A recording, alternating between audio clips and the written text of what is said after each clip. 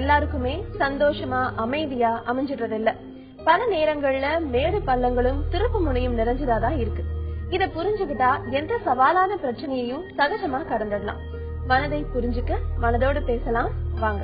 தொடர்பு கொள்ள 0443042777 044306329994. இன்னைக்கு நம்ம நிகழ்ச்சிக்கு டாக்டர் மோகன்ராஜ் மற்றும் மனநல ஆலோசகர் ஷீலா வந்திருக்காங்க. ரொம்ப மகிழ்ச்சி நீங்க நிகழ்ச்சிக்கு வந்திருக்கு. இப்போ நாமக்கல்ல இருந்து நவீன்குமார் நம்ம கூட இணைப்புல இருக்காரு. வணக்கம் நவீன்குமார். மேடம் எனக்கு ஏஜ் 24 ஆகுதுங்க மேடம். கொஞ்சம் சத்தமா பேச முடியுமா நீங்க? ஹலோ மேடம், ஏஜ் 24 ஆகுதுங்க மேடம். சரி, இப்ப எனக்கு என்ன எல்லாமே நெகட்டிவ் திங்கிங்காக வந்துட்டு இருக்கு. அதாவது இந்த வேலை செய்ய முடியுமா முடியாதா, நம்மளால எதுவுமே முடியாது, எந்த வேலையும் செய்ய முடியும். ஏன்னா இந்த வரைக்கும் எந்த வேலைக்கும் போகல. சோ எனக்குள்ள ஒரு பயம் இருந்துட்டே இருக்கு, நம்ம எப்படி லைஃப்ல செட்டில் ஆக போறோமோ, எந்த வேலையும் செய்ய முடியாம போயிருமோ, அந்த மாதிரி ஒரு ஃபீலிங்ஸ் வந்துட்டு இருக்கு மேடம். எவ்வளவு நாளா உங்களுக்கு இந்த மாதிரி இருக்கு நவீன்குமார்? எந்த வீட்லயும் இருக்கிறதுனால அந்த ஃபீலிங்ஸ் வருது மேடம். இப்ப சோ எங்கேயா வேலைக்கு போனேன் அப்படின்னாலும் எனக்கு எனக்கு உள்ளே ஒரு தாழ்வு மனப்பான்மை மாதிரி இருக்கு மேடம். சரிங்க நவீன்குமார், என்ன படிச்சிருக்கீங்க? இன்ஜினியரிங் முடிச்சிருக்கீங்க டாக்டர். ஓகே, இன்ஜினியரிங் பண்ணிருக்கீங்க இல்லையா? இப்போ வந்து ரொம்ப நாளா இருக்கா இல்ல இப்ப கொஞ்ச நாளா தான் இந்த மாதிரி தாழ்வு மனப்பான்மை இருக்கா? இல்ல, இந்த மாதிரி நான் எப்பவுமே காலேஜ் படிக்கும் போது அந்த மாதிரி திங்க் பண்ணது கிடையாது. அதுக்கப்புறம் முடிச்சு 2 வருஷம் ஆகுது. சோ இப்பதான் அந்த மாதிரி திங்கிங் வந்துட்டு இருக்கு. இப்போ ஒரு வருஷமா அந்த மாதிரி திங்கிங் வந்துட்டு இருக்குங்க. அதாவது 2 விஷயங்கள். ஒண்ணு வந்து உங்களுக்கு மனசோர்வு இருந்ததுன்னா எல்லாமே நமக்கு நெகட்டிவா படும். அதாவது மனசோர்வு இருக்கும்போது நான் முன்னாடி சொல்லியிருக்கேன், ஒரு கருப்பு கண்ணாடி போட்டு பார்த்தா உலகம் கருப்பா தெரியற மாதிரி மனசோர்வு இருக்கும்போது எல்லாமே நெகட்டிவா, அதாவது நம்மளை சுத்தி இருக்கிறது நெகட்டிவ். இந்த நாடு உருப்படாது, இந்த ஊர் உருப்படாது, நானும் உருப்பட மாட்டேன், நான் எதுக்கும் லாய்க்கு இல்லாதவன் அப்படிலாம் தோணும். சோ நான் வந்து ரொம்ப தாழ்மையானவன் எல்லாம் தோணலாம். அது ஒண்ணு. இன்னொன்னு வந்து மனசோர்வு இல்லாமலே கூட சிலவங்களுக்கு சின்ன வயசுல இருந்தே யாராவது நீ உருப்பட மாட்ட, நல்லா இருக்க மாட்ட, நீ சரியில்லை அந்த மாதிரி சொல்லியிருந்தாங்கன்னா சின்ன வயசுல நீங்க சொன்னீங்க அப்படி இல்ல, கொஞ்ச நாள் கழிஞ்சுதான். சிலவங்களுக்கு தாழ்வு மனப்பான்மை அதனால வரும். முதல்ல இருந்தே வாய்ப்புகள் வழங்கப்படாம, முதல்ல இருந்தே அவங்க வந்து எல்லாருமே அவன் சரியில்லைன்னு சொல்லி அவங்களும் அதை ஏத்துப்பாங்க, ஓ நான் சரியில்லை போல் இருக்குன்னு. உங்களுக்கு அந்த மாதிரி ப்ராப்ளம் இல்ல, முன்னாடி நல்லா இருந்து இப்பதான் இருக்குதுன்னா மனசோர்வுனால இருக்கலாம். எந்த வேலையுமே யாராலையும் செய்ய முடியாதது கிடையாது. நமக்கு என்ன வரும், நம்மளோட திறமை எதுல இருக்குங்கிறத தெரிஞ்சுக்கிட்டு அந்த மாதிரி ஒரு வேலைக்கு நீங்க போனீங்கன்னா, முழு முயற்சி கொடுத்தீங்கன்னா எந்த வேலையுமே செய்ய முடியும். சோ நீங்க வந்து இப்ப நம்பிக்கையா உங்களுக்கு தெரிஞ்ச வேலையை எடுத்துட்டு என்னால செய்ய முடியும், செய்ய முடியலையா ஏதாவது விஷயம் அதை கத்துக்கிட்டு செய்வோம்னு தொடர்ந்து செஞ்சீங்கன்னா உங்களால செய்ய முடியும். மனசோர்வு இருக்கிறதையும் நீங்க சிகிச்சை பண்றது நல்லது. நவீன்குமார், உங்களுடைய அந்த நெகட்டிவ் தாட்ஸ் இல்லனா உங்க மனசுல தோன்ற அந்த குழப்பங்கள் அதெல்லாம் போக்குறதுக்கு நீங்க என்னெல்லாம் பண்ண முடியும் அப்படிங்கறத டாக்டர் சொன்னாரு. எதுக்கும் நீங்க ஒரு மருத்துவர் அணுகுனீங்கன்னா உங்களுக்கு ஒருவேளை மனசோர்வு இருக்கா அப்படிங்கறதையும் அவங்க கண்டுபிடிச்சு சொல்லிடுவாங்க. அடுத்ததா பாண்டிச்சேரியில இருந்து சித்ரா நம்ம கூட இணைப்புல இருக்காங்க. வணக்கம் சித்ரா. ஹலோ, சொல்லுங்க சித்ரா. ஹலோ சார், நான் டாக்டர்கிட்ட பேசலாங்களா? பேசலாமா, சொல்லுங்க. எனக்கு ஒரு 12 வருஷம், எங்க பையன் பிறந்து ஒரு 3வது பையன் பிறந்து ஒரு 6 மாசம் கழிச்சு எனக்கு இந்த ப்ராப்ளம். நல்லாதான் இருந்தேன் சார். ஒரு 6 மாசம் கழிச்சு எனக்கு உடம்பு சரியில்லைங்க சார். சரியா தூக்கம் இல்ல, வேலை எல்லாம் செய்ய முடியாது, ரொம்ப கஷ்டப்பட்டுட்டு இருந்தேன் சார். அப்புறம் சைக்காட்ரிக் டாக்டர் எல்லாம் கூப்பிட்டு போய் காமிச்சாங்க. ஆனா திருப்பி அதுக்கு 1 வருஷம் மாத்திரை சாப்பிட்டு அப்ப விட்டுட்டேன் சார். இப்போ வந்து அப்படியேதான் சார் இருக்கு. எப்பயும் போல வேலை செய்ய முடியல, ஃப்ரீயா பழையபடி என்னால இருக்க முடியலங்க சார். ஆனா எங்க ஹஸ்பண்ட் வந்து அந்த டாக்டருக்கு எல்லாம் கூட்டு போக மாட்டேன், உனக்கு அந்த மாதிரி பிரச்சனை எதுவும் இல்ல அப்படிதான் சொல்றாரு. ஆனா என்னால என் பசங்களை எல்லாம் பாத்துக்க முடியல சார். இதுக்கு என்ன தீர்வு? மறுபடியும் டாக்டர் பாக்கலாங்களா அப்படின்னு சொல்லுங்க. அது வேற ஒண்ணும் இல்ல. சரிங்க சித்ரா. சித்ராமா, இது வந்து உங்களுக்கு போஸ்ட்மார்ட்டம் டிப்ரெஷன் சொல்லுவோம். அதாவது குழந்தை பிறந்து 6 மாசம் 8 மாசத்துக்குள்ள நிறைய பேருக்கு நிறைய உடல்நிலை மாற்றங்கள் வரும், ஹார்மோன்ஸ் எல்லாம் மாறுது. சோ அதனால உங்களுக்கு மனசோர்வு வரலாம். அது இல்லாம உங்களுக்கு குடும்பத்திலேயே நிறைய மாறுதல். இவ்வளவு நாளா ஒரு பட்டாம்பூச்சி மாதிரி இருந்தவங்க திடீர்னு ஒரு குழந்தைக்கு தாய், குழந்தைய பாத்துக்கணும், புது ரோல் வேற. சோ அது எல்லாமே அதுல எவ்வளவு தூரம் கணவரோட உதவி இருக்கு, அம்மா இல்ல மாமியாரோட உதவி எவ்வளவு இருக்கு, அதெல்லாம் பொறுத்து உங்களுக்கு மனசோர்வு வரலாம். முக்கியமா நான் சொன்ன மாதிரி ஹார்மோனல் மாற்றங்கள், குடும்பத்துல ஏற்படுற மாற்றம், நம்மளுடைய ரோல்ல நம்மளுடைய என்ன பண்றோங்கிறதுல முதல்ல மாற்றங்கள், இது ரொம்ப சாதாரணமா நிறைய பேருக்கு வரும். பட் இது தொடர்ந்து இருந்ததுன்னா அதுக்கு சிகிச்சை பண்ணணுமா. நிறைய பேருக்கு 90% பெண்களுக்கு இது வரும், ஆனா ஒரு வாரத்துக்குள்ள போயிடும். சிலவங்களுக்கு ரொம்ப நாள் இருந்ததுன்னா அதுக்கு மருந்து எடுக்கிறது நல்லது. குழந்தைய பாதிக்காத அளவுக்கு பால் கொடுக்கிற அம்மாங்களுக்கு மருந்துகள் இருக்கு, குழந்தைய பாதிக்காத அளவுக்கு. அது நிறுத்தின பிறகு உங்களுக்கு பழையபடி மனசோர்வு இருக்குன்னா அதை சிகிச்சை பண்ணா நல்லா வாழ்க்கை தரம் இன்னும் கொஞ்சம் நல்லா இருக்கும். அதனால கணவருக்கு சொல்லுங்க.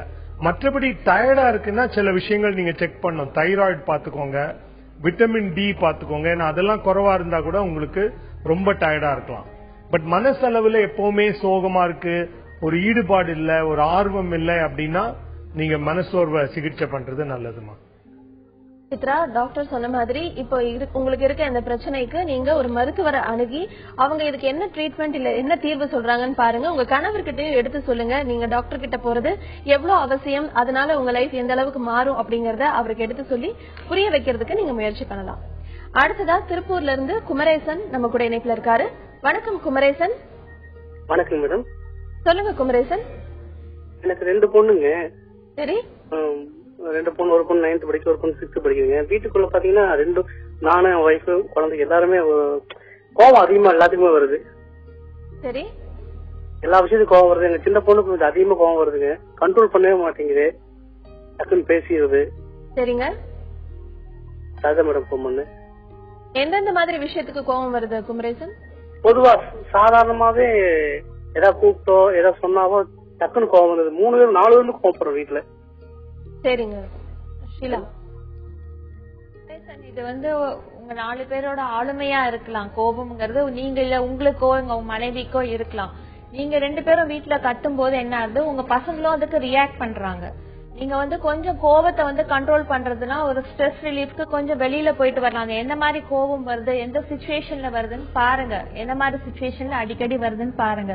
அந்த சிச்சுவேஷனை அவாய்ட் பண்ண பாருங்க.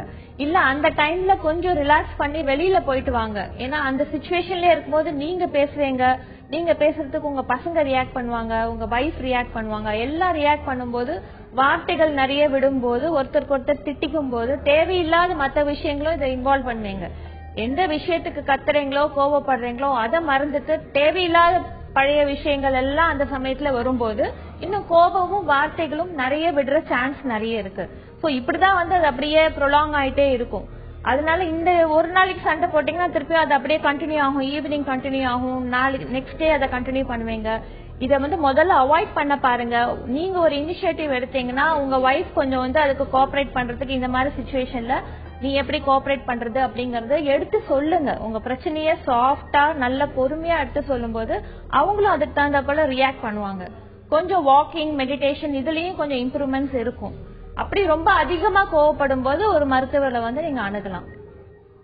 குமரேசன், ஷீலா சொன்ன மாதிரி நீங்க அதிகமா கோவப்படுறீங்க, உங்க குடும்பத்துல எல்லாருமே கோவப்படுறாங்க அப்படிங்கறத நீங்களே சொல்றீங்க. அதனால கோபத்துக்கு குறைச்சுக்கிறதுக்கு என்னென்ன வழிகள் அப்படிங்கறத நீங்களும் உங்க மனைவியும் உட்கார்ந்து பேசி அதை டிசைட் பண்ணுங்க. நீங்க கோபப்படுறதுனால என்னென்ன பாதிப்புகள் வரும் அப்படிங்கறதையும் சொன்னாங்க. உங்களுடைய குழந்தையோட வாழ்க்கையை நினைச்சு நீங்க 2 பேரும் முதல்ல கோபத்தை குறைச்சுக்கிட்டீங்கனாலே உங்களுடைய குழந்தைகளும் அந்த மாதிரி கோபப்படாம இருக்கிறதுக்கான வாய்ப்பு இருக்கு. அடுத்ததா மேட்டூர்ல இருந்து பிரமிளா நம்ம கூட இணைப்புல இருக்காங்க. வணக்கம் பிரமிளா. வணக்கம் மேடம். நான் மேட்டூர்ல இருந்து பேசுறேங்க. சொல்லுங்கம்மா. ஹஸ்பண்ட் சந்தேகப்படுறாருங்க மேடம். எனக்கு கல்யாணம் ஆகி 12 வருஷம் ஆச்சு. சரி. நானும் சரி அவரு மாறிடுவார் நானும் பொறுமையா இருந்து பாக்குறேன். அவரு பொறுமையா இருந்து பாக்குறேங்க மேடம். அவருக்கு பிடிக்காதெல்லாம் நானும் பண்றது இல்ல, போகாத இடத்துக்கு நானும் அவருக்கு பிடிக்காத எதுவுமே நான் பண்றது இல்ல. இருந்தாலும் ரொம்ப சந்தேகப்படுறாரு. சரி. அது இல்லாம குடிப்பழக்கத்துக்கும் ஆளாயிருக்காரு. வீக்லி 1 டே சண்டே சாப்பிடறாருங்க மேடம். சாப்பிட்டுட்டு அப்பதான் அவர் கோபத்தையெல்லாம் வெளிப்படுத்துறாரு. தேவையில்லாத பேட் வேர்ட்ஸ் எல்லாம் யூஸ் பண்றாரு. எனக்கு 2 பசங்க. பெரியவன் 7th படிக்கிறான். சரிங்கம்மா. சின்னவன் 3rd படிக்கிறாங்க மேடம். அவங்க பசங்க இத பார்த்து அவங்க ஃபியூச்சரும் எனக்கு ரொம்ப கஷ்டமா இருக்கு. நான் முடிச்சிருக்கேன், +2 முடிச்சிருக்கேன். வெளியில போலாம், வேலைக்கு போனாலும் அதுக்கும் அலோவ் பண்றது இல்ல. சரி, அவருக்கு பிடிச்ச மாதிரி நான் வீட்லயும் இருக்கேன். இருந்தாலும் அவர் எப்படி அந்த சந்தேகத்தை போக்குறது, அவர் எப்படி அந்த குடிப்பழக்கத்துல இருந்து வெளியே வர்றது, எனக்கு டாக்டர் கிட்ட கேட்கணும். எனக்கு ஒரு முடிவு சொல்லுங்க மேடம். சரிங்கம்மா. பிரமிளா மேம், நீங்க இப்போ இந்த சந்தேகம் சொல்றீங்க இல்லையா, அது நிறைய பேருக்கு குடிப்பழக்கத்தினாலையும் மூளையில மாற்றங்கள் வந்து வரலாம். சிலவங்களுக்கு குடிக்காம இருந்தா கூட மூளையில ஏற்படுற சில ரசாயன மாற்றங்களால அவங்களுக்கு அந்த மாதிரி டெலியூஷன் சொல்லுவோம். டெலியூஷன்ங்கிறது ஒரு தவறான ஆழமான ஆணித்தரமான நம்பிக்கை. அவங்கள பொறுத்த வரைக்கும் ஏதோ தொடர்பு இருக்கு மனைவிக்கும் வேற யாருக்கும்ங்கிறத ரொம்ப நம்புவாங்க. எவ்வளவுதான் இல்லங்கிறத நம்ம ஆதாரத்தோடு காமிச்சா கூட அவங்க இல்ல ஏதோ இருக்குன்னு நம்புவாங்க. இது ஒரு மனநோய், மூளையில ஏற்பட்ட ஒரு மாறுதலால வரக்கூடியது. மருந்து கொடுக்கணும். சிலவங்க சந்தேகம் எப்படி இருக்கும்னா, உங்களுக்கு ஆளுமைனால, அதாவது அவங்களுக்கு நோய் மாதிரி இருக்காது, பட் அவங்களுடைய குணமே எல்லாத்துக்கும் சந்தேகப்படுறவங்க. பட் இந்த ட்ரிங்க்ஸ் எடுத்து வர்றவங்க நார்மலா மூளையில சில மாற்றங்களால வருது. இது நீங்க எப்படியாவது அவரை கட்டாயப்படுத்தணும். ஏன்னா வெறும் குடிப்பழக்கம்னா நாங்க சொல்லுவோம் கட்டாயப்படுத்தி பிரயோஜனம் இல்ல, அவரா விரும்பினாதான் விடுறது ஈஸின்னு சொல்லுவோம். பட் இப்ப குடிப்பழக்கம் மட்டும் இல்ல, கூட இந்த சந்தேகமும் இருக்கிறதுனால நீங்க அவருடைய அண்ணன் சகோதர சகோதரிகளோ இல்ல அவங்க அப்பா அம்மா உதவியோடு நீங்க அவரை கட்டாயப்படுத்தி இது மருத்துவமனைக்கு மருத்துவரை போய் பார்த்தே ஆகணுங்கிறத கட்டாயப்படுத்தி கூட்டிட்டு போங்க. மருத்துவர் அவருக்கு சொல்ற மாதிரி புரிய வச்சு மருந்து எடுக்க ஒத்துப்பாரு. இதுல பெரிய பிரச்சனை என்னன்னா, மருந்துங்க இந்த சந்தேகத்தை போக்குற நல்ல மருந்துங்க இருக்கு. எங்களுக்கு பெரிய பிரச்சனையா இருக்கிறது என்னன்னா, அத புரிய வச்சு எடுக்க வைக்கிறது. ஏன்னா அவங்க ஒத்துக்கவே மாட்டாங்க எனக்கு நோய் இருக்குங்கிறத. இல்ல மனைவி தான் தொடர்பு வச்சிருக்காங்க. அவங்கள ஒத்துக்க வச்சு மருந்து கொடுத்தோம்னா நிச்சயமா அந்த சந்தேகங்கள் மாறுமா. தமிழாமா, உங்களுடைய கணவர் உங்க மேல சந்தேகப்படுறதுக்கு அவருக்கு இருக்கிற ஒரு நோய் காரணமா இருக்கலாம் அப்படின்னு டாக்டர் சொல்லிருக்காங்க. அவருக்கு ரொம்ப க்ளோஸ் ஆனவங்க, ஃப்ரெண்ட்ஸ் இல்ல ரிலேட்டிவ்ஸ் மூலமா இல்ல நீங்களே கூட எல்லாருமே சேர்ந்து அவருக்கு எடுத்து சொல்லி எப்படியாவது அவரை மருத்துவர்கிட்ட கூட்டிட்டு போறதுக்கான வழிமுறைகள் என்னன்னு நீங்க யோசிச்சு பார்க்கலாம்.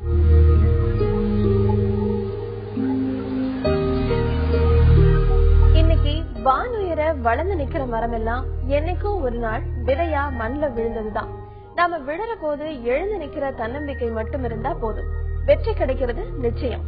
தடை இல்லாம மனதை பகிர்ந்துக்கிறப்போ தடைக்கல்லும் படிக்கல்லா மாற மனதோடு பேசலாம் வாங்க. தொடர்பு கொள்ள 0443042777 0443063299. அடுத்ததா ஹோசூர்ல இருந்து அமரேசன் நம்ம கூட இணைப்புல இருக்காரு. வணக்கம் அமரேசன். வணக்கம் மேடம். வணக்கம் மேடம். சொல்லுங்க அமரேசன். மேடம், எனக்கு அடிக்கடிக்கு பயம் அதிகமா வருது. சரி. எந்த ஒர்க்கும் செய்ய முடியல. சரி. அதுக்கு முன்னாடி நல்லா இருந்தேன் மேடம். சரி. இப்ப கொஞ்சம் ஒரு 2 வருஷமா அந்த ப்ராப்ளம் இருக்கு. சரிங்க, உங்களுக்கு என்ன வயசாகுது அமரேசன்? எனக்கு 41. சரிங்க, சொல்லுங்க. அதனால பிசினஸ் கவனிக்க முடியல. சரி. அடிக்கடி படப்படப்பு, ஒரு மாதிரி காதல சத்தம் வருது. நீங்க டாக்டரை பாத்தீங்களா அமரேசன்? ஒரு டைம் போயிட்டு நாங்க இந்த ப்ராப்ளத்தை டாக்டர் கிட்ட பேசும்போது ஒரு டேப்லெட் ஒரே ஒரு டேப்லெட் மட்டும் எழுதி கொடுத்துருந்தாங்க. சரி. அது ஒரு 4 days சாப்பிட்டா எனக்கு சரியாச்சுன்னு விட்டுட்டேன். அது ஆக்சுவலா அவங்க அந்த உடம்புல எந்த ப்ராப்ளம் இல்லை, உங்களுக்கு மனசுல தான் பிரச்சனைன்னு சொன்னாங்க. சரி. அதுக்கப்புறம் நான் விட்டதுனால திரும்ப அந்த ப்ராப்ளம் கண்டினியூஸா 2 yearsல அது கூட எந்த ஒர்க்கும் செய்ய முடியல. டெய்லி இது ப்ராப்ளம் இருக்கு. சரிங்க டாக்டர். இப்போ பயம் வருது உங்களுக்கு சாதாரண பயம்ங்கிறது ரொம்ப இயற்கையான ஒரு விஷயம். நமக்கு ஆபத்துல இருந்து நம்மளை காப்பாற்றுறதுக்கு உதவும். நம்ம ஏன்னா பயம் இல்லைன்னா நம்ம பாட்டுக்கு இப்போ ஒரு எலிக்கு பயமே இல்லைன்னா பூனை பக்கத்துல போய் என்ன எப்படி இருக்கேன்னு கேட்கும். சோ பயம்ங்கிறது ஒரு விதத்துல வேணும். ஆனா அது ஒரு அளவை கடந்து இருக்கும் போது நம்மள செயல்படாம வைக்கும். சோ பயம் வரும்போது என்ன ஆகும்னா, அட்ரினலின் ஒண்ணு இருக்கு நம்ம உடம்புல, அது நிறைய ஆகும்போது அது அந்த ஒரு ஆபத்துல இருந்து நம்ம தப்பிச்சு ஓடுறதுக்கோ இல்ல ஆபத்து கூட சண்டை போடுறதுக்கோ நம்மள தயார் பண்ணும். அதனாலதான் பயம் வரும்போது நிறைய பேருக்கு சொல்லுவாங்க, ஹார்ட் பயங்கரமா வேகமா இதயம் அடிக்குது, துடிக்குது, ரொம்ப தெரியுது எனக்கே அப்படிம்பாங்க. கை கால்கள் நடுங்கும். ஏன்னா அந்த தசையெல்லாம் அப்படி இறுக்கி இருக்கும் போது கொஞ்ச நேரம் கழிஞ்சு இந்த 2 சைடுல இருக்கிற தசைகளும் ரிலாக்ஸ் பண்ணும்போது நமக்கு நடுக்கம் வரும். உடம்பு சூடாகும் போது குளிர வைக்கிறதுக்காக வேர்வை வரும். இதெல்லாம் பயம் வரும்போது வரக்கூடியது. ஆனா பயம் நம்ம ஏதோ ஒண்ணு பெரிய ஆபத்து நினைக்கிறதுனால, மத்தபடி உலகத்துல ஆபத்துன்னு பெருசா எதுவும் கிடையாது. நீங்க எதை பத்தி பயப்படுறீங்களோ, இப்போ ஒரு இடத்துல போய் பேசணும், 4 பேர்கிட்ட பேசணும் அப்படின்னு பயப்படுறீங்கன்னா, திரும்ப திரும்ப போய் பேசுனீங்கன்னா என்ன ஆயிட போகுதுன்னு நினைச்சு திரும்ப திரும்ப போய் பேசுனீங்கன்னா படிப்படியா உங்களுக்கு பயம் குறையும். நாங்க மாத்திரை எது கொடுப்போம்னா, சிலவங்களுக்கு ரொம்ப அபரிதமா பயம் இருக்கும்போது இத போய் செய்யறதுக்கு கூட தயங்குவாங்க. அதனால மாத்திரை கொடுத்து கொஞ்சம் அந்த பயத்தை குறைச்சிட்டு அதுக்கப்புறம் அவங்க என்ன விஷயத்த பயப்படுறாங்களோ அதை நம்ம திரும்ப திரும்ப பண்ணோம்னா ஆட்டோமேட்டிக்கா குறையும். இப்போ உங்ககிட்ட கேட்கல என்னென்ன பயம்ங்கிறது, இப்போ ஏதாவது விஷயம் நடந்துருமோ அப்படிங்கிற பயமா இருந்தா நடந்துட்டு போகட்டுமே, என்ன மேக்சிமம் என்ன நடக்க போகுது நடந்துட்டு போட்டுமே அப்படின்னு நினைச்சாலும் பயம் ஓரளவு குறையும். அந்த மாத்திரைகளும் ஒரு 4 நாள் எடுத்துட்டு விட்டு. ஆமா, அதாவது உங்களுக்கு அந்த மாத்திரைகளை நீங்க தொடர்ந்து எடுக்கிறது நல்லது. ஒரு மாசமாவது எடுத்துட்டு பயம் கம்ப்ளீட்டா போனதுக்கு அப்புறம் டாக்டரே உங்களுக்கு அதை குறைவு பண்ணி நிறுத்திடுவாங்க. அது காலகாலமெல்லாம் எடுக்க வேண்டாம். இந்த சில நோய்களுக்கு தான் நாங்க 4-5 வருஷம் எல்லாம் கொடுப்போம். பயத்துக்கெல்லாம் 1-2 மாசத்துக்குள்ள நிறுத்த முடியும். கம்ப்ளீட்டா போயிடுச்சுன்னா குறைவு பண்ணி நிறுத்திடலாம். 4 நாள்லாம் பத்தாது உங்களுக்கு. அமரேசன், டாக்டர் சொன்ன மாதிரி உங்களுக்கு எந்தெந்த விஷயங்கள் பயமா தோணுதோ அதையே திரும்ப திரும்ப செய்யற பட்சத்துல உங்களுக்கு அந்த பயம் உங்ககிட்ட இருந்து நீங்கிறதுக்கான வாய்ப்பு இருக்கு. அது போக மாத்திரைகளை மருத்துவர்கிட்ட அணுகாம நீங்களே நிறுத்துறதோ இல்ல எடுத்துக்கிறதோ எப்பவுமே செய்யாம இருந்தீங்கன்னா உங்களுடைய இந்த பிரச்சனை சீக்கிரமே சரியாறதுக்கான வாய்ப்பு இருக்கு. அடுத்ததா திருவாரூர்ல இருந்து ராஜேஷ் நம்ம கூட இணைப்புல இருக்காரு. வணக்கம் ராஜேஷ். வணக்கம் madam, I am Rajesh madam. சொல்லுங்க ராஜேஷ். டாக்டர் சார் ஒரு சஜஷன் ஒன்னு கேட்கணும் மேடம். பேசலாம், கொஞ்சம் சத்தமா பேசுறீங்களா? Okay madam. டாக்டர் சார் ஒரு சஜஷன் ஒன்னு கேட்கணும் மேடம். கேட்கலாம், சொல்லுங்க.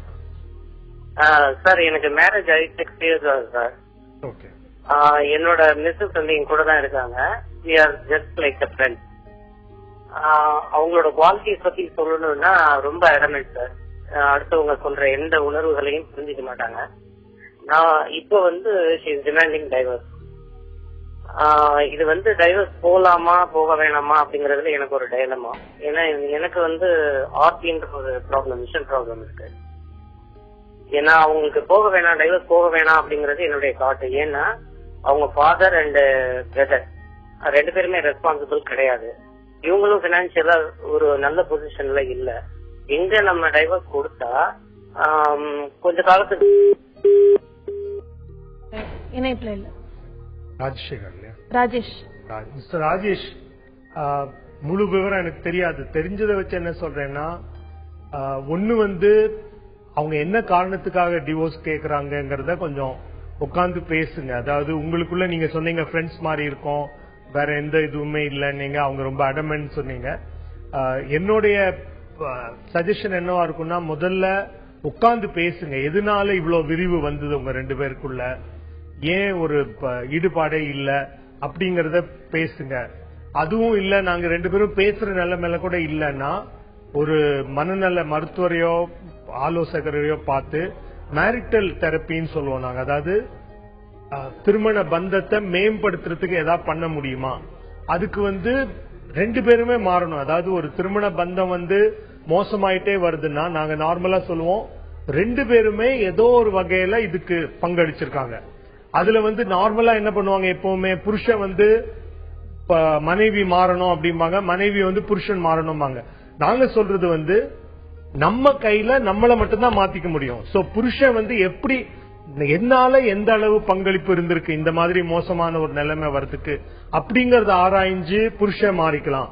அதே மாதிரி மனைவியும் என்னுடைய பங்களிப்பு என்ன இந்த அளவு மோசமா இருக்குன்னு பார்த்து அவங்களும் 2 பேரும் மாறினாங்கன்னா கொஞ்சம். அது இல்லாம உங்களுக்குள்ள இருக்கிற மற்ற விஷயங்கள், செக்ஷுவல் ஏரியால ப்ராப்ளம் இருக்கா, ரிலேஷன்ஷிப்ல பேசுறதுல, எமோஷனல் இன்டிமசிங்கிறத எல்லாமே ஆலோசகரும் மருத்துவரும் உங்களுக்கு உதவி செய்ய முடியும். அதை ஒரு முறை முயற்சி பண்ணி அதுவும் முடியலன்னா நீங்க அதுக்கப்புறம் நீங்க விவாகரத்தை பத்தி யோசிக்கலாம். பட் என்னோட கருத்து நீங்க அப்புறமா பண்ணிட்டோமேன்னு வருத்தப்படுறதை விட இந்த வழியா போறது நல்லது. உங்களுக்குள்ள பேசுங்க, உதவியும் எடுத்துக்கோங்க. உதவியும் எடுத்து இல்ல எல்லாத்துக்கும் முடிஞ்சதுக்கு அப்புறம் பிடிவாதமா இருந்தாங்கன்னா அவங்கள தொங்குறதுல அர்த்தம் இல்ல. ஆனா இந்த முயற்சி விட்டுடாதீங்க.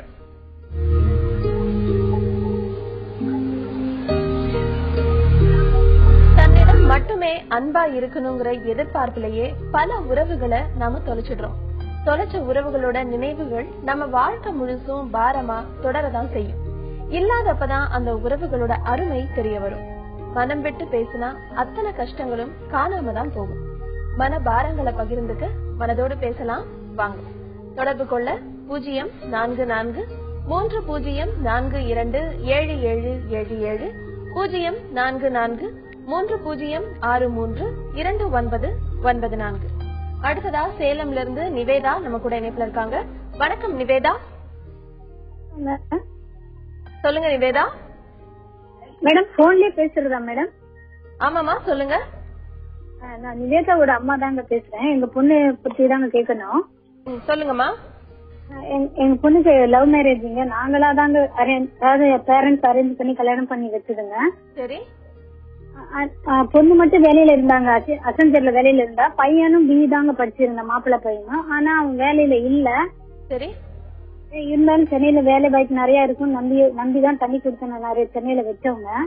சரி. அந்த தம்பி வேலைக்கு மாப்பிள்ளை வேலைக்கே போகவே எந்த வேலை செஞ்சாலும் போகவே இல்லைங்க. வீட்லயே பட்டுக்கிட்டே எந்த வேலையும் போகவே இல்ல. சரி. ஹலோ. அதனால அப்புறம் இங்க சொந்த ஊருக்கே சேலத்துக்கு திரும்பி வந்துட்டாங்க. பொண்ணு ரிசைன் அபார்ஷன் ஆயிட்டதுனால இங்க சொந்த ஊருக்கே திரும்பி வந்துருச்சுங்க. சரிங்க.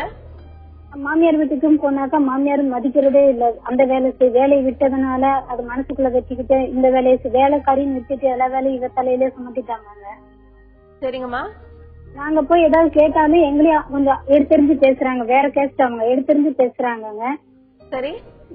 தனி குத்தனத்துக்கு வான்னு நிறைய முறை பெரியவங்களை வச்சும் பேசி பொது நான் பேசி ஒத்து வர மாட்டேங்கிறாங்க. நகையும் பொண்ணுக்கு போட்ட நகையும் தரமாட்டேன்னு எங்க கட்டி கொடுத்த நாங்க தான் வச்சுக்கணும்ன்ற மாதிரி சொல்றாங்க. சரி. நிறைய முறை இந்த மாப்பிள்ளை தம்பிக்கிட்ட தனியாவா நம்ம ஒற்றுமையா சந்தோஷமா இருக்கலாம் நிறைய முறை பேசி பார்த்தும் இல்ல நான் வரமாட்டேன் எங்க அம்மா சொல்றதான் நான் கேட்பேன் அப்படின்ற மாதிரி பிடிவாதமாவும் இருக்காருங்க. சரிங்கம்மா. நிறைய தடவை போய் அவமானப்பட்டதுதான் எங்களுக்கு மிச்சமா இருக்கு. இது ஃபியூச்சருக்கு அந்த எங்க பொண்ணுக்கு ஒரு நம்பிக்கையே இல்ல. அதாவது அப்ப நகையை பேசி வாங்கிட்டு வந்துட்டேன். ரெண்டாவதா கன்சீவா இருக்கான்னு சொல்லிட்டு எங்க அண்ணனுக்கு பொண்ணு பாக்குறதுக்கு வேணும்ட்டு பெரியவங்களை வச்சு வாங்கிட்டு வந்துட்டோங்க. சரி. அப்புறம் நகை வாங்கினதுக்கு அப்புறம் தான் இந்த தம்பி தினம் போன் பேசுறான். அதுக்கு முன்னால 6 மாசம் வரைக்கும் அம்மா ஒரு போன் பண்றது இல்ல, பர்த்டே எல்லாம் விஷ் பண்ணல, எட்டியே பாக்கல. உள்ளூர்ல இருந்துகிட்டு சேலத்திலே உள்ளூர்ல இருந்துகிட்டு பேசல பண்ணல. ஜெல்ஸ் வாங்கிட்டு வந்ததுக்கு அப்புறம் தாங்க தினம் மேடம் பேசுறான்ல. அதாவது இப்போ அது வந்து பணத்துக்காக மட்டும்தான் அப்படின்னு அவங்களோட கொஞ்சம் நாங்க வசதியானவங்க கேட்காம பைக் எல்லாமே வாங்கி கொடுத்தோம்னா. சரி. அதனால இப்போ பணத்தை மட்டும்தான் அடிப்படையா இருந்து பொண்ணு மேல பாசத்தை காட்டுறதுனால மறுபடியும் நீ அவனோட சேர்ந்து வந்தாலும் உனக்கு நிம்மதி இல்ல. மாமியார் சொன்னபடி அப்படியே நடக்கணும் அப்படின்ற மாதிரி தான் கட்டிலே வச்சுக்கணும்னு நினைக்கிறாங்க. உங்க மகளுக்கு திருமணமா எவ்வளவு வருஷம் ஆச்சுமா? 1.5 வருஷம் தான் மேம் ஆச்சு. சரிங்கம்மா. ஷீலா. அதுதான் நாங்க எங்க இருக்கீங்கம்மா இப்போ? தாங்கம்மா இருக்கோம். அஸ்தம்பட்டியில இருக்கோம். அவங்க 5 ரோட்ல இருக்காங்க. இப்போ நீங்க வந்து சேலம்ங்கும் போது என்ன ஆகும்னா இவங்க 2 பேருமே பிஇ முடிச்சிருக்காங்க, ஐடில வேலையில இருந்திருக்காங்க. உங்களுக்கே ஓரளவுக்கு அவங்களோட பிஹேவியர் பார்த்தா தெரியுது அவங்க பணத்துக்காக தான் மெயினா வந்து ஒரு குறிக்கோளோட உங்க மகளை வந்து கல்யாணம் பண்ணிட்டு இருக்காங்கன்னு சொல்லிட்டு. இவங்க வேலைக்கு போகும்போது அந்த பணம் வரும்போது அவர் நிம்மதியா வீட்டுல இருந்துக்கலாம், அந்த பணத்தை வச்சு வீட்டுல தூங்கி எழுந்துட்டு இருக்காரு. அந்த ஒரு மெடிக்கல் ரீசன்ல அந்த அம்மாவுக்கும் வந்து வேலையை ரிசைன் பண்ணிட்டு எல்லாரும் வீட்டுக்கு வந்த அப்புறமா அங்க ஒரு torture, mental torture, physical torture எல்லாம் பண்ண ஆரம்பிச்சிருக்காங்க. நீங்க என்ன பண்ணலாம்னா 2 விதமா ஒரு அட்வைஸ் பண்ணலாம் உங்க பொண்ணுக்கு. முதல்ல உங்க பொண்ணை வந்து வேலையில சேர சொல்லுங்க. ஏன்னா வீட்டுல இருக்கும்போது இன்னும் பிரச்சனைகள் அதிகமா தான் இருக்கும். அவங்க படிச்சிருக்காங்க, ரொம்ப கேப் வந்துருதுன்னா உங்களுக்கு அந்த மறுபடியும் வேலைக்கு போறது கஷ்டம், வேலை கிடைக்கிறதே ரொம்ப கஷ்டமா போயிடும். அதனால முதல்ல வந்து இப்ப பினான்சியலி அவங்க ஸ்ட்ராங்கா இருக்கணும் அப்படிங்கும் போது முதல்ல ஒரு வேலையில ஜாயின் பண்ண சொல்லுங்க. சேலத்துல அந்த அளவுக்கு வாய்ப்பு அதிகமா இல்லைன்னா சிட்டில வந்து வேலை தேட சொல்லுங்க. நீங்க கொஞ்சம் பக்கபலமா கூட உங்க ஊர்ல இருந்து உங்க பொண்ணு கூட போய் இருந்து வேலை போகும்போது ஹெல்ப்ஃபுல்லா இருக்கலாம். கொஞ்சம் கொஞ்சமா அவரு திருந்துறாரான்னு பாக்கலாம். வேற ஏதாவது அவருக்கு பிரச்சனை இருக்கான்னு பாருங்க. வேலையை விட்டுட்டு வீட்டுல சும்மா இருக்காருன்னா சில பிரச்சனைகள் இருக்கலாம். அதுவும் வந்து ஒரு டாக்டர் கிட்ட செக் பண்ண சொல்லுங்க. இந்த அம்மா வேலைக்கு போகும்போது அந்த பணத்தை வந்து அவர் கேட்காம இருக்கணும். ஏன்னா மாசம் வந்து இவங்க வேலைக்கு போறாங்க, எனக்கு பணம் அனுப்பு, அந்த மாதிரி ஏதாவது அவங்க சொல்றாங்கன்னா அதுக்கெல்லாம் கொஞ்சம் ஒத்துழைப்பு கொடுக்காதீங்க. பணத்தை சேர்த்து வச்சுக்கோங்க. படிப்படியா அவர் ஒரு பணம் இங்க வரும்போது கண்டிப்பா இவர் மாறி வரதுக்கு சான்ஸ் இருக்கு.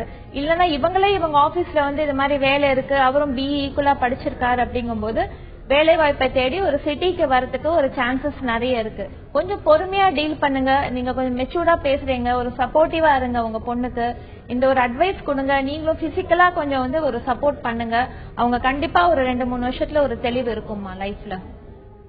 அம்மா ஷீலா சொன்ன ஆலோசனைகள் எடுத்துக்கோங்க. நீங்க உங்க மகள் கிட்ட முதல்ல ஒரு வேலையில சேர சொல்லுங்க. அதுக்கப்புறமா அவருடைய கணவரும் எப்படி நடந்திருக்காரு அப்படிங்கறத பொறுத்து நீங்க எல்லாரும் சேர்ந்து பேசி ஒரு நல்ல முடிவா எடுக்கலாம். அடுத்ததா கோவையில இருந்து கிருஷ்ணா நம்ம கூட இணைப்புல இருக்காங்க. வணக்கம் கிருஷ்ணா.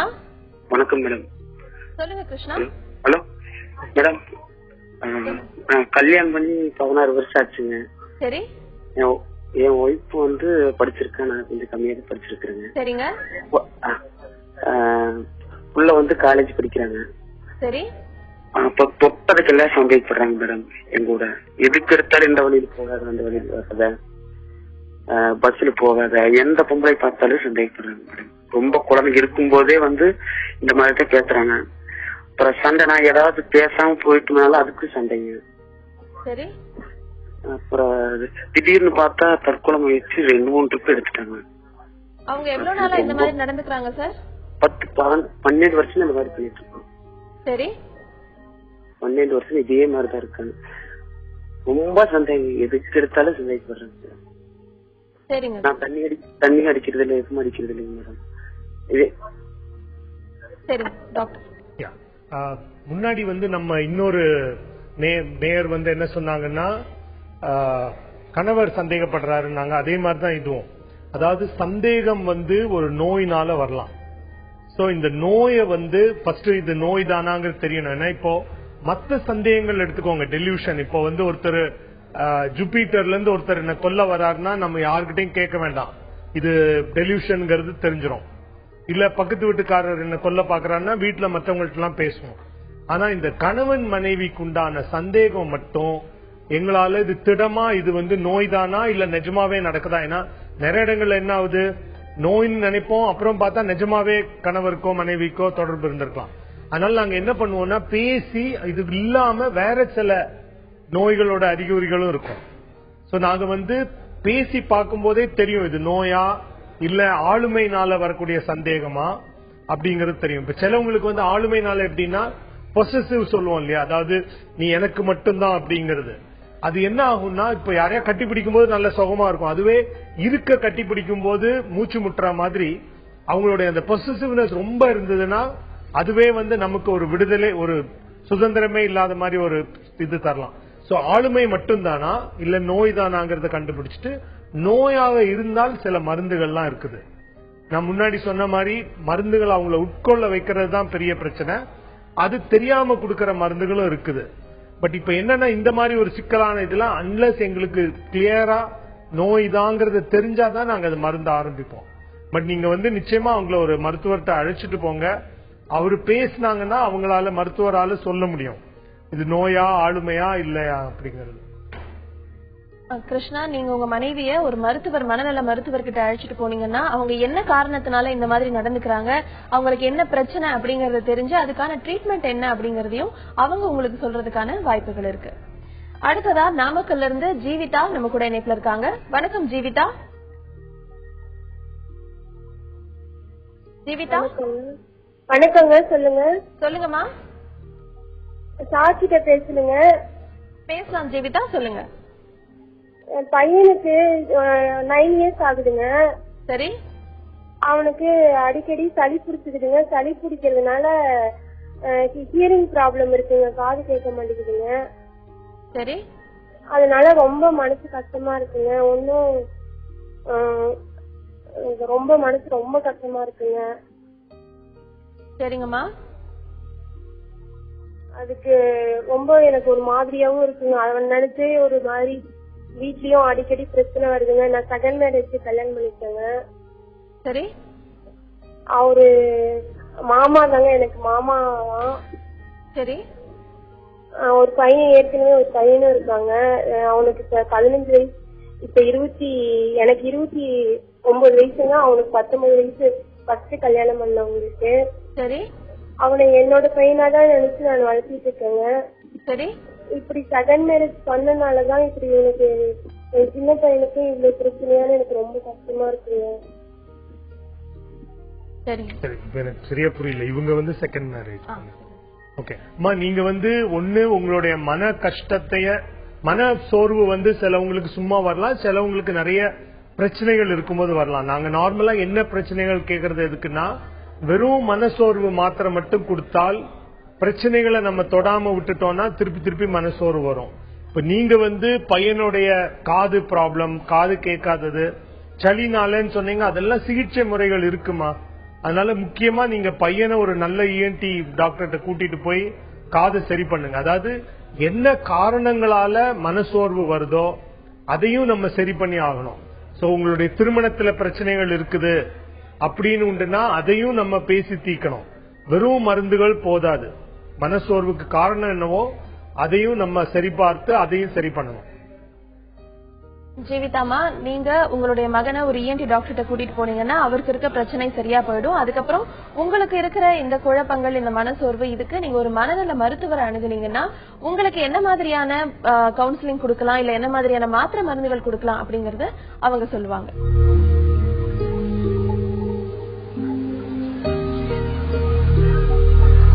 காத்துக்கு ஆடுற கிளை மேல துளி கூட பயமே இல்லாம உட்கார்ந்துட்டு இருக்கிற பறவை நம்பி இருக்கிறது அதோட சிறகுகளை தான். காத்துக்கு ஆடுற கிளைய இல்ல.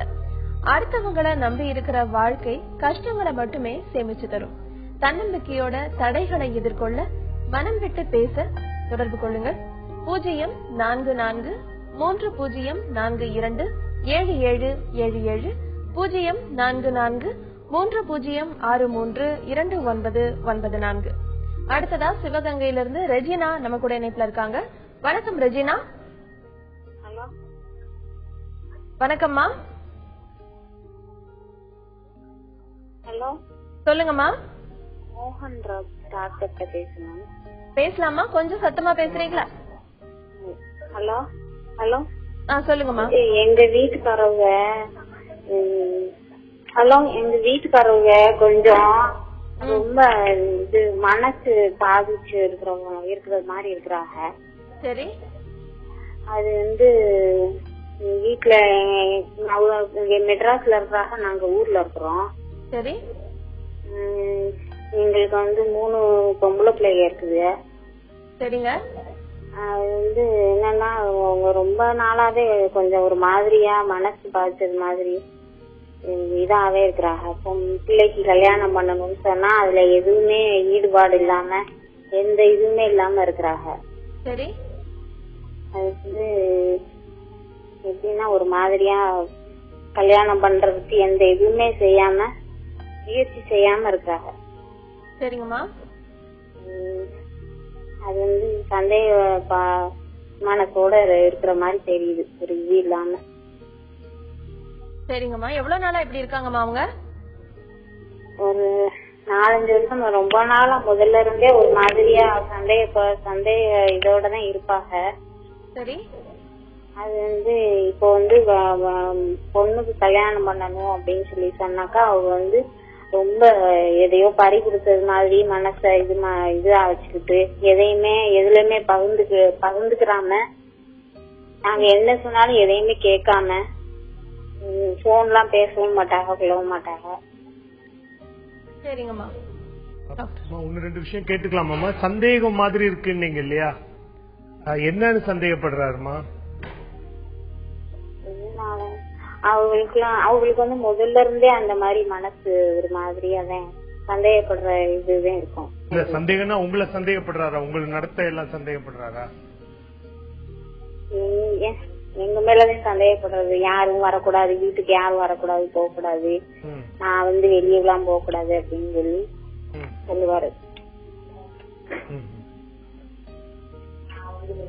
ஒரே ஒரு விஷயம் எனக்கு சரியா படலாமா, அதாவது இந்த மாதிரி சந்தேகப்படுறவங்க சாதாரணமா சுத்தியே தான் இருப்பாங்க, மனைவியை விட்டுட்டு போயிட மாட்டாங்க. நீங்க சொன்னீங்க உங்களை விட்டுட்டு போய் சென்னையில வேலை செய்யறாருன்னு.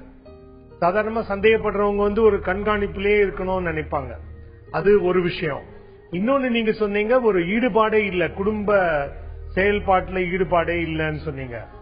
அது வந்து சிலவங்களுக்கு குணாதிசயமா இருக்கலாம், ஆளுமை அவங்களோடது அந்த மாதிரி ஒரு எதுலையுமே ஈடுபாடு இல்லாம இருக்கலாம். இல்ல மனசோர்வு ரொம்ப இருந்தா ஈடுபாடு இல்லாம இருக்கலாம். அது என்னங்கிறது தெரியணுமா, அது ஆளுமைனாலயா மனசோர்வுனாலயா? பட் இந்த சந்தேகம்ங்கிறது நீங்க சொல்றது பேசி பார்த்தாதான் தெரியும். அதாவது சந்தேகம் மட்டுமா, இல்ல வேற ஏதாவது கூட இருக்குதா, இல்ல யாரோ பேசுற மாதிரி இருக்கு அந்த மாதிரி ஏதாவது சொல்றாரா அப்படிங்கறது வேற நோய்களோட அறிகுறிகள் பார்க்கணும். பட் இவரை நீங்க ஒரு மருத்துவர்கிட்ட கூட்டிட்டு போனீங்கன்னா என்னங்கறத பார்க்கலாம். இது வெறும் ஆளுமை. இப்ப சிலவங்களுக்கு எல்லாம் நோய் இருக்காது, அவங்களுடைய குணமே அந்த மாதிரி இருக்கும். எதுலயுமே ஈடுபடாம இருந்திருப்பாங்க, சின்ன வயசுல இருந்தே எதுலயுமே ஒரு ஈடுபாடு இல்லாம, வீட்லயும் ஒண்ணு எதிர்பார்த்திருக்க மாட்டாங்க, வீட்டு வேலையை உதவ சொல்லி இருக்க மாட்டாங்க. சோ திடீர்னு திருமணம் செஞ்சு மனைவி அவரை இந்த வேலை செய்யணும் அந்த வேலை செய்யணும்னு ஏதோ பெரிய சுமை மாதிரி நினைச்சு அதனால ஓடி போய் வேற ஊர்ல வேலை செய்யறவங்க எல்லாம் இருக்காங்க. சோ அது என்னங்கிறது தெரியணும். அதாவது வெறும் குணாதிசயம்னா மருந்துகள் கிடையாது, நம்ம பேசிதான் கொஞ்சம் கொஞ்சமா மாத்த பார்க்கணும். பட் இது நோயா இருந்ததுன்னா நோய்களுக்கான சிகிச்சைகள் இருக்குது. ரெஜினாமா, டாக்டர் சொன்ன மாதிரி உங்க கணவர் எதனால இந்த மாதிரி நடந்துக்கிறாரு, அவருக்கு என்ன பிரச்சனை இருக்கு, அது ஒரு நோயா இல்ல அவர் மனசு சம்பந்தப்பட்ட விஷயமா அப்படிங்கறத நீங்க ஒரு மருத்துவர்கிட்ட அவரை அழைச்சிட்டு போனீங்கன்னா அவங்க இதுக்கான தீர்வை உங்களுக்கு நிச்சயமா கொடுப்பாங்க. அடுத்ததா திருப்பூர்ல இருந்து சிவகாமி நம்ம கூட இணைப்புல இருக்காங்க. வணக்கம் சிவகாமி.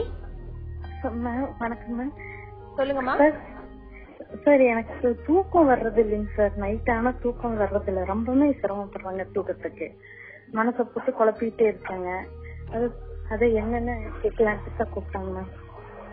உங்களுக்கு என்ன வயசு ஆகுது சிவகாமி? 39 ஆகுதுங்க. சரிங்க. தூக்கம் வராதது ஒண்ணு காரணமே இல்லாம வரலாம், அது பிரைமரி இன்சோம்னியா சொல்லுவோம். மற்றபடி ஒரு 90 விழுக்காடு எல்லாமே காரணங்களோடு வருது. அதாவது ஒரு மனநல பிரச்சனையா இருக்கலாம், மனசோர்வா இருக்கலாம், பயமா இருக்கலாம், ஸ்கிசோஃப்ரினியாவா இருக்கலாம், பல நோய்கள்ல தூக்கம் இல்லாம இருக்கும்.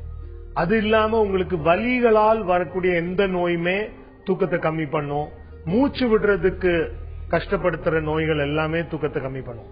சோ அந்த மற்ற காரணங்களால வரக்கூடிய தூக்கம் ப்ராப்ளம்னா அந்த காரணங்களை கண்டுபிடிச்சு அதை ட்ரீட் பண்ணணும், சிகிச்சை பண்ணணும். மனநோயா இருந்தாலும் சரி, உடம்பு நோயா இருந்தாலும் சரி. இப்ப எதுவுமே இல்ல, வெறும் தூக்கம் தான் தொந்தரவுனா அதை பிரைமரி இன்சோம்னியான்னு சொல்லுவோம். அதுக்கு நிறைய தூக்க சுகாதாரம், ஸ்லீப் ஹைஜீன் சில டெக்னிக் இருக்கு, முந்தைய பேசியிருக்கோம் நம்ம. அதாவது குறிப்பிட்ட நேரத்துக்கு தூங்க போறது, குறிப்பிட்ட நேரத்துல எழுந்துக்கிறது. இன்னொன்னு, உங்களுக்கு 5 மணி நேரம் தான் தூக்கம் வருதுன்னா 5 மணி நேரம் மட்டும் படுக்கையில இருந்தா போதும். மீதி நேரம் நம்ம படுத்துட்டு கடிகாரத்தை பார்த்துக்க தேவையில்லை, பக்கத்துல உட்காந்துட்டு புஸ்தகங்களை தான் படிக்கலாம். புஸ்தகங்கள் படிக்கிறதுல நன்மை என்னன்னா நம்மளுடைய மனசு ஒருமைப்படும். அந்த புஸ்தகத்துல இருக்கிற விஷயத்த படிச்சுட்டே இருப்போம், கொஞ்ச நேரத்துல தூக்கம் வரும். ஸ்கிரீன், அதாவது டிவியோ லேப்டாப் டிவியோ போனோ பாக்கிறத ஒரு 2 மணி நேரத்துக்கு அட்லீஸ்ட் 1 மணி நேரத்துக்கு முன்னாடி தவிர்த்துருங்க. ஏன்னா அந்த டிவில நடக்கிற விஷயம், அந்த வெளிச்சம் நம்மளை கொஞ்சம் ஸ்டிமுலேட் பண்ணும். சோ ஒரு 1 மணி நேரத்துக்கு முன்னாடி டிவி நிறுத்திருங்க. படுக்கை அறைக்குள்ள டிவியே வைக்காதீங்க, போனும் நிறைய நேரம் வேண்டாம். சோ இந்த மாதிரி சில வழிமுறைகள். சாயங்கால நேரம் உடற்பயிற்சி, நல்ல உடற்பயிற்சி செஞ்சா அதனாலேயே சோர்வு தூக்கம் வரும். சோ இத குளிக்கலாம், தூங்குறதுக்கு முன்னாடி குளிச்சுட்டு போனோம்னா வேர்வை இல்லாததுனால நல்ல தூக்கம் வர்றதுக்கு வாய்ப்பு இருக்கு. மெல்லிய இசை பயன்படுத்தலாம். சோ இதெல்லாம் செஞ்சாலே உங்களுக்கு தூக்கம் வரும். அந்த நான் சொன்ன மாதிரி ஸ்லீப் ரெஸ்ட்ரிக்ஷன் சொல்லுவோம், 5 மணி நேரம் எழுந்துருங்க, மறுநாள் கொஞ்சம் நல்லாவே தூக்கம் வந்ததுன்னா கொஞ்சம் கொஞ்சமா கூட்டலாம். இதெல்லாம் மீறியும் தூக்கம் வராட்டி மருந்துகள் இருக்கு அதுக்கு. சோ இந்த வழிமுறை நீங்க பாக்கலாமா? சிவகாமி, உங்களுக்கு தூக்கம் வர்றதுக்கு நீங்க என்னெல்லாம் பண்ணலாம் அப்படிங்கறது நிறைய விஷயங்களை டாக்டர் சொன்னாரு. அது எல்லாத்தையுமே முயற்சி பண்ணி பாருங்க. அதுக்கப்புறமும் உங்களுக்கு தூக்கம் வரல அப்படின்னா நீங்க ஒரு மருத்துவரை அணுகலாம். ஷீலா, இப்போ இவங்க தூக்கம் வரல அப்படிங்கிற மாதிரி சொன்னாங்க. சில பேருக்கு பாத்தீங்கன்னா தூக்கம் அதிகமா வரும், மத்தியானம் எப்பனாலும் எனக்கு தூக்கம் வந்துட்டே இருக்கு, ஒர்க் பண்ண எப்பனாலும் தூக்கம் வருதுன்னு சொல்லுவாங்க. சோ அந்த மாதிரி வர்றதுக்கு என்ன காரணங்கள்? அதுவும் ஒரு விதமான ஒரு டிசார்டர் தான். ஆக்சுவலி பாத்தீங்கன்னா உட்காந்துட்டு இருப்பாங்க, அப்படியே தூங்கிடுவாங்க, ஒரு 5 நிமிஷம் தூங்குவாங்க, அப்புறம் வேலை செய்யும் போதே தூங்குவாங்க, ஒர்க் பண்ணும்போது தூங்குவாங்க. கான்சியஸ்னஸ் இருக்கும், தீவிர நடக்கிறதெல்லாம் தெரியும், ஆனா உட்காந்துட்டு இருக்கும் போதே கண்ணை மூடிட்டு தூங்கிட்டு இருப்பாங்க. அவங்களுக்கு பாத்தீங்கன்னா அது அப்பப்ப அது மாதிரி தூங்கும் போது நைட்ல கொஞ்சம் தூக்கம் டிஸ்டர்ப் ஆகும். ஆக்சுவலி பாத்தீங்கன்னா தூக்கம் நிறைய வரும் வராதது காரணம் ஒரு ஏஜும் ஒரு ஏஜ் ரீசன். சின்ன வயசுல நிறைய குழந்தைங்க தூங்கும், அதுக்கப்புறம் கொஞ்சம் ஒரு மிடில் ஏஜ்ல இருக்கும்போது தூக்கம் ஒரு 8 hours ஸ்லீப் போதும். அதுக்கப்புறம் திருப்பி 40-50க்கு மேல போகும்போது ஒரு 6 hours ஸ்லீப்புங்கிறது ஒரு சஃபிஷியன்ட், அது போதும். அதுல இருந்தாலே ஒரு டே டைம்ல கொஞ்சம் ஏங்கறதுக்கு வசதியா இருக்கும். ஸோ ரொம்ப 8 hours தான் தூங்கணும், 12 hours தான் தூங்கணும் அப்படிங்கிற ஒரு விதிமுறை எல்லாம் இல்லை. அவங்க டே டைம்ல நல்லா ஒரு பிரிஸ்கா இருக்காங்க அப்படின்னா இந்தந்த ஏஜுக்கு இந்தந்த சஃபிஷியன்ட் ஸ்லீப் போகும். பிளஸ் இந்த ஸ்லீப் ஹைஜீன் அதையும் கொஞ்சம் ஃபாலோ பண்ணிட்டு இருந்தீங்கன்னா அந்த தூக்கம் ஒரு ரெகுலைஸ் ஆகும். கண்ட நேரத்துல தூக்கம் வராது. அதை நம்ம ஹேபிச்சுவேட் பண்ணிக்கிறதுல தான் இருக்கு. அப்படின்னா டாக்டர், இப்ப ஒர்க் பண்றவங்க ஷிஃப்ட் மாறி போகும்போது அவங்களுக்கு அது எந்த மாதிரியான பாதிப்புகள் இருக்கு? ஏன்னா தொடர்ந்து நைட் ஷிஃப்டும் இல்லாம டேவும் இல்லாம மாறி மாறி. நல்ல கேள்வி. இது என்னன்னா சிலவங்களுக்கு நைட் ஷிஃப்ட் டே ஷிஃப்ட் இருக்கிறது நான் எல்லா கம்பெனிங்களுக்கு கேட்டுக்கிறது என்னன்னா, அப்படி ஷிஃப்ட்ல தான் பண்ணணும்னா தொடர்ந்து ஒரு மாசம் ஒரே ஷிஃப்ட் இருந்தா பரவாயில்ல. இப்ப என்ன பண்றாங்கன்னா திங்கள் செவ்வாய் காலையில, வியாழன் வெள்ளி சாயங்காலம், அப்புறம் 2 நாளைக்கு மாறும்போது என்ன ஆகுதுன்னா நார்மலா சிர்கேடியன் ரிதம்னு ஒண்ணு இருக்கு நம்ம உடம்புக்கு. இந்த ரிதம் திடீர்னு மாறும்போது அது சிர்கேடியன் ரிதம் எதெல்லாம் எடுக்குன்னா சூரிய ஒளி அதெல்லாம் எடுத்து ஒரு பழக்கம் வந்திருக்கும். இது மாறும்போது என்ன ஆகுதுன்னா உங்களுக்கு சரியா பழகிறதுக்கே 3-4 நாள் ஆகும். அது என்ன ஆகுது, 2 நாள் நைட் டியூட்டி உடனே பழையபடி மார்னிங் போது உடம்பு பழகிறதுக்கு முன்னாடி பழையபடி மாத்தும் போது இப்ப எனக்கு நிறைய பேர் ஷிஃப்ட் ஒர்க்கர்ஸ் எந்த நேரமுமே தூங்க முடியாம இருக்காங்க. அதாவது ஃப்ரீயா இருக்கிறாங்க, நைட் டியூட்டி பண்ணிட்டு டே டைம் தூங்க முடியாம இருக்காங்க, டே டியூட்டி பண்ணி நைட் தூங்க முடியாம, ஏன்னா அவங்களுக்கு உடம்பே குழம்பி போயிருக்கு என்ன ரிதம் ஃபாலோ பண்றதுன்னு. சோ நைட் டியூட்டி ஷிஃப்ட்ல தான் பண்ணணும்னா என்னோட கோரிக்கை என்னன்னா 1 மாசம் மார்னிங் பண்ணட்டும், 1 மாசம் மத்தியானம், 1 மாசம் நைட்டு. அதுக்கு அவங்க சொல்றது எல்லாரும் ஒத்துக்க மாட்டாங்க. ஏன்னா அவங்களுக்கு ஒத்துப்பாங்க எல்லாரும், ஏன்னா எல்லாருக்குமே அதான் நன்மை. ஏன்னா உங்களுக்கு முதல் 2-3 நாள்ல உடம்பு பழகிடும், அப்புறம் நைட் டியூட்டி. இப்போ மருத்துவமனைகள் பாத்தீங்கன்னா செவிலியர்களுக்கெல்லாம் எல்லாமே 1 மந்த் போடுவாங்க, இல்ல 15 நாள் ஆகுது. ஏன்னா உடம்பு அதை பழகிறதுக்கு 2-3 நாள் ஆகும். 2 நாள் பண்ணும்போது பிரச்சனை ஆகும். இது ஒண்ணு. இன்னொன்னு இப்ப மேடம் கிட்ட சொன்னீங்களே அந்த தூக்கம் அதிகமாறதுக்கு இன்னொரு முக்கியமான காரணம் ஸ்லீப் ஆப்னியான்னு ஒண்ணு இருக்கு. அதாவது கொரட்டை ரொம்ப விடுறவங்க அந்த கொரட்டையினால அவங்களுக்கு அந்த மூச்சு குழாய் அடைப்பு ஏற்படும். அடைப்பு ஏற்படும் போது போதுமான ஆக்சிஜன் கிடைக்காது மூளைக்கு. அதனால என்ன ஆகும்னா 8 மணி நேரம் தூங்கி இருந்தா கூட அவங்களுக்கு ரொம்ப சோர்வா இருப்பாங்க. சோ அவங்க கிடைக்கிற நேரம் எல்லாம் தூங்குவாங்க. அதுவும் ஒரு காரணம். அது இருக்காங்கிறத பாக்கணும். நம்ம நிகழ்ச்சிக்கு நேர்களோட கேள்விகளுக்கு ஆலோசனைகள் வழங்கினீங்க. நன்றி டாக்டர் மோகன்ராஜ். நன்றி ஷீலா. அடைமழை விட்டும் தூறல் விடாத கதையா பல பேரோட வாழ்க்கையில மலை மாதிரியான சோதனைகளை கடந்தும் தொடர்ற சின்ன சின்ன பிரச்சனைகளை பயத்தோடயே சந்திப்பாங்க. அப்பதான் வாழ்க்கையை வெற்றிடமா தோணும். நம்ம மனச நாம புரிஞ்சுக்கிட்டா போதும், வாழ்க்கை ஆரோக்கியமானதா இருக்கும். மீண்டும் நாளை சந்திக்கலாம், மனதோடு பேசலாம். அதுவரை உங்களிடமிருந்து விடைபெறுவது அன்புடன் ரேவதி.